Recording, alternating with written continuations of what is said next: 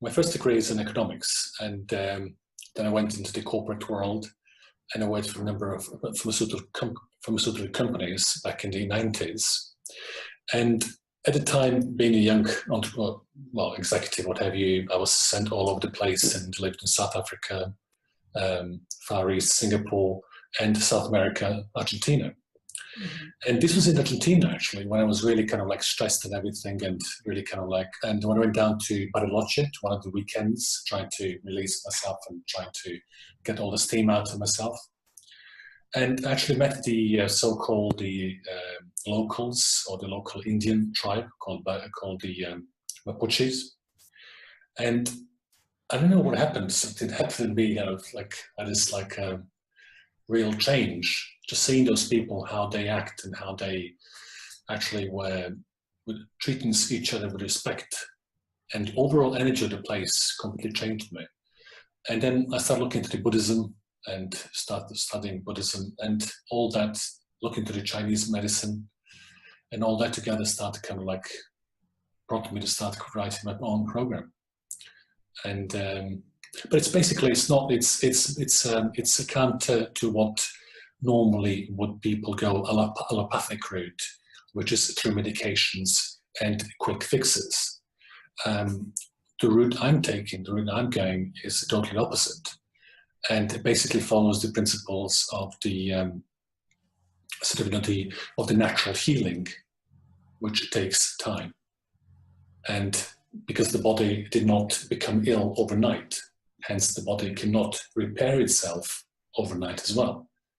It has taken the body a long time, just because the way how we're programmed to get to a certain dysfunction. So therefore, in order to get back from where you are now to where you really wanted to be, you have to go all the way back in the same way. And this is basically what I'm teaching.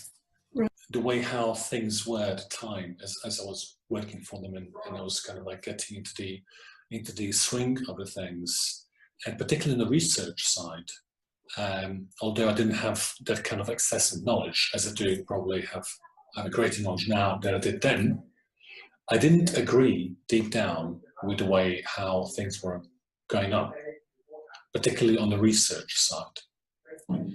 And I thought to myself, there must be somewhere, there must be a different way. There must be different routing to health, as opposed to consuming pharmaceutical products. And the main reason for that was, I was saying to myself, if I was born 300 years ago, what would I be doing to kind of like treat myself and to make myself better? And that kind of question started the whole dynamic that led me to go into the studying Buddhism, and then into the old Chinese medicine, as well as Ayurveda as well, because those are, in my opinion, very, very powerful and true to mankind. Traveling is important, and I have to back you up on that one. It's because what I do is kind of like, it's based upon the energy, and I'm sure you can understand that. There's two parts of our consciousness. One is so-called unconscious part, which is literally everything, and very, very tiny part is what we call a conscious part. And the big part of us, which we're not totally aware of, till it runs on autopilot, responds to something that's called the energy field. And wherever you go in the world, there's a different energy. And that is what kind of, that's where innovation comes from, because through going through different energetic fields, you're feeling it, but you don't know what it is. And it takes a bit of time and a bit of kind of coming to yourself. The process of what I'm doing is to come to understand what that really is. But you normally know intuitively when you feel good, when you feel relaxed, when you feel in place, then you know this is something that's good for you. Likewise, when you feel intuitively something is not right, you will know straight away. Your body will tell you through the sensations in the body, whatever they might be. Well, every person has its own sensations specific to a particular person, and they know what the messages are. And through that kind of decoding of those sensations, you know if something is right for you or not. And that is what you can actually experience going through different cultures, visiting different countries. And there's no kind of like something's good, bad, or wrong, or what have you. In my opinion, everything is neutral. Everything is there for the reason. It's your conditioning that creates the sensation of right or wrong, or the position from which you observe certain things. Everything is there for the reason. But all you have to do in order to be innovative is about to be accepting, and to go out there and soak everything there is, and then try to make sense and see how that, whatever you soaked in, how does that vibrate for you to create what you really want to create. And yes, there's a lot of people who focus on the energy aspect of creativity. And I've read about this Hawaiian doctor, I think, who healed people even though he never met them. He's the one who teaches that prayer of, I'm sorry. Please forgive me. Thank you. I love you. Yeah. That's right. I can't remember his name. His name is Dr. Come to me. He died. He's a very, very famous, very famous person. Yes, I'm sorry that, yeah, I didn't realize that he had already died, but I've read about him. Dr. Dwayne, yeah, I know exactly. He's a very, very, very good person. I think that the person who made him famous was Joe Vitale, right? That's correct. They used to work together. They worked together, yes. So that's an example of how, you know, somebody was able to heal people even though he had never physically met them through the energy force. But at the same time, there's energy that can be very aggressive and violent, and energy that is healing. So what is it that, you know, how do you distinguish between, you know, energy that is aggressive and energy that is creative? Yeah, it's a very good question. The sort of aggressive energy is something that really thumps you in. And if you're open into your heart level, or particularly in Indian sort of cultures and the Chinese, what I call a heart chakra, basically all the thymus, which is a little organ just above the heart, you actually feel it if you really calm yourself down. If you can manage your how can I say, your brain waves, or if you can manage your levels of consciousness. So you can try to reduce your brain activity and focus down into your body. You can actually feel the sensations in your body. But this is the one, let's say, for the negative energy. We can feel straight, it's like a pressure around your chest area. And it gives you an ability to kind of breathe. It also kind of causes you to tense. And it causes you different physiological manifestations, even thirstiness. Also sweat, you know, which is basically characteristic of the fear. That kind of energy is very dense energy. It's really dense, and you can literally feel it. You can literally feel it, how dense it is, because it's called the low, it's low vibration energy. When you're talking about the opposite side of the spectrum is the innovation, or sort of like where Mozart was, or whatever, the kind of like creativity, if you wish. That is the higher level, and that's really something that you really you can feel. It elevates you, makes you very light, makes you kind of like you're one with everything there is in existence. And the music is a particular very powerful way to do that. Particularly Mozart he was a master in terms of like composing the music. They will actually activate certain parts of the brain. It will give you that kind of more or less very quick connection from within yourself, purely because the brain is very responsive to the vibration of music. And so yes, kind of like, and those are kind of two different types which you can feel right within your body. And but in order to feel it, you need to be connected to your intuition. You can feel it, but if you are dwelling in fear, or if you have very high brain activity caused by stresses or overthinking or what have you, you will notice it, but you're not going to pay attention because you're going to be overly externalized and analyzing everything around you as opposed to what's going right within yourself. And all the answers are right from within your own body, from within yourself.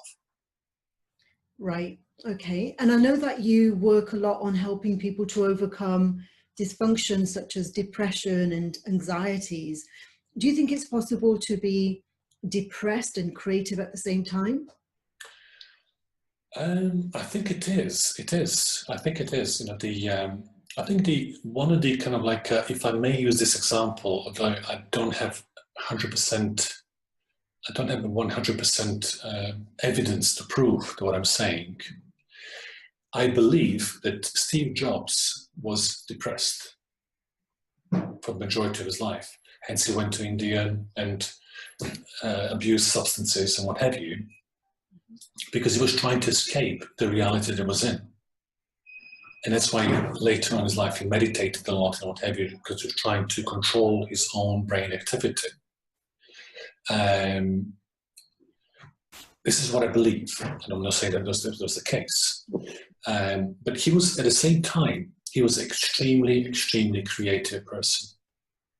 And I mean, I'm talking about really, to the extent that he's a typical prototype, what I call a typical creative person. Why? Because every creative person starts from a certain point, and that point is logging into the so-called universal consciousness. But in order for you to draw into this particular reality, what you're looking for, you really have to be very, very specific. And when I go into the quantum mechanics and what have you, that means it'll really pinpoint the right frequency and amplitude level, whatever it is. You look into the field of all possibilities. In order to draw, whether it's a drawing or it's whatever it might be, whatever you're trying to construct, whether on your own or with a group of people, you need to be extremely specific. But in order to get to that point, you have to have an idea. And in order for you to visualize something, you have to see it first.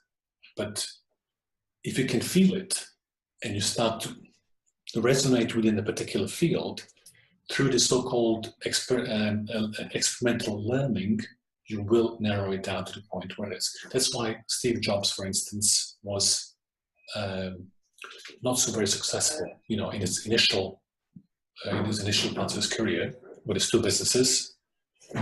And then he learned so much from his mistakes that later he became bang on. But through the process, he was extremely annoyed with himself and everything, which all the negativity led him, I believe, to some forms of depression and a kind of like a dissatisfaction. It's interesting that you mentioned Steve Jobs, because yes, he is an excellent example of a highly creative person who transformed culture. We can't imagine a world without Steve Jobs, with the things that he's enabled in terms of technology. He has transformed culture, he's transformed society. But at a personal level, he, as you say, he may have been depressed, and he didn't have all his relationships, some of his relationships were very dysfunctional, and that seems to be typical of highly creative people as well, that they're not so successful at the personal level, but they may be successful at a public level. Have you noticed that as well? Absolutely correct. And you're right. I would agree in a large percentage of cases, you're 100% spot on. However, they can learn to be more sophisticated in approach to people, but it's kind of more inhibited, it's more learned, as opposed to being truly and genuinely who they are. And you're right, because it's not who you are, you resonate that. And no matter what you're trying to do, no matter what you're trying to say, and how polite and whatever you're trying to be, your body language is saying different, and people are seeing this dysfunction. And that's why they never feel right. Because these people, they come across as being pushy, as being arrogant, as being demanding. And I believe this is what was the kind of major feedback about Steve Jobs, for instance. But there are many, many, many people like that in the history of mankind. But it doesn't mean that those people are non-friendly or what have you, or negative or, or self, so I wouldn't say so. I would just say that they're so focused on certain things, and because of that focus, they lose kind of track of what is, or ability to communicate correctly. And because there's no proper communication with the environment, with other people, they create these barricades, and that's why they get labeled. Yes, that's true. It's they're communicating at a different level, compared with the mundane personal level or familial level, and it's, for you, has that been a challenge for yourself as well? Do you find that you had to make sacrifices at a personal level in order to be creative? Excellent. Yes, of course. Absolutely. I mean, I made tons of sacrifices to do. First of all, one of the things was this really took my attention, so much so that I actually started neglecting my own job in the initial stages. And so for me, it was a challenge to kind of to manage my own ambition and my own drive to achieve my newfound passion with what I do for a living. And there was a big dichotomy for me, because I could not, I found myself in a very, very difficult situation, because I want to drive this, I want to grow this, I want to create this. I didn't know exactly what I was doing at the time, because I was learning, so through a process of experimental learning. But on the other side, I had a job and a responsibility and a profession that I need to fulfill. And at that time, as I was growing in my passion for what I'm doing now, I was going more distance with what I was, and that created so-called dysfunction with the people that I was working with. And kind of so yes, I did make a lot of sacrifices in every way. And it's absolutely, in my opinion, I think that is a must. If you really want to produce something you truly love and you truly believe in, and because it's something new or something that is not known, you're going to be basically not going to be ridiculed. Or people will say, well, hold on, what is this? I mean, And so it's a kind of you have to be prepared for a lot. Not only in terms of landing it, creating it, and making it available for the people who can understand what you're trying to do, but also accept a lot of criticism. Because that comes together with the innovation.